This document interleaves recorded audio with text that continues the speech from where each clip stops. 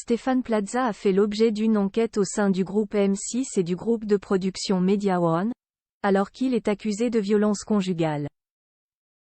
Nicolas de Tavernost, le patron de la chaîne, s'est exprimé sur le plateau de BFM Business. La suite après la publicité. Nouvelle information de taille dans l'affaire Stéphane Plaza.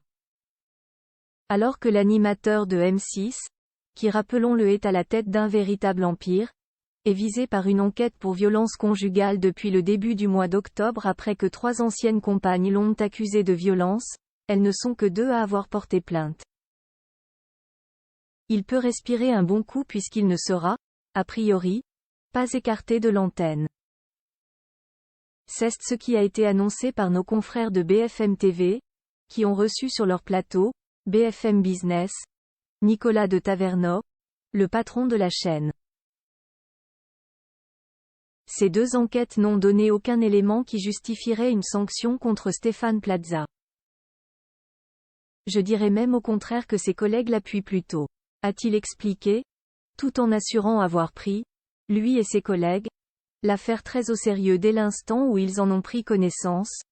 Le soir même, nous avons commandité une enquête avec tous les gens qui travaillent avec lui. L'homme d'affaires a également précisé que son groupe agit toujours avec énormément de précautions sur ces sujets, surtout lorsqu'il est question de violence conjugale. Il nous est arrivé de mettre des personnalités importantes à l'arrêt. Ça a été le cas d'un célèbre animateur des Incroyables Talents. Ça a été le cas d'un acteur. Ce qu'on pourrait nous reprocher c'est peut-être d'être allé trop vite. Ces 2 personnes ont finalement obtenu un non-lieu. Il n'était en revanche pas question pour Nicolas de Tavernost de commenter l'affaire. Il ne nous appartient pas de nous substituer ni à la police ni à la justice pour prendre une décision. Nous attendons les conclusions de cette affaire. Rappelons que Stéphane Plaza réfute ces accusations. Ses avocats les ont qualifiées de diffamatoires et injurieuses, lors des premières accusations parues dans la presse.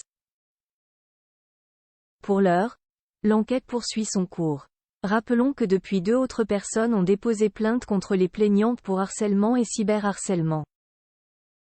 Stéphane Plaza reste présumé innocent des faits qui lui sont reprochés jusqu'à la clôture définitive du dossier. La suite après la publicité.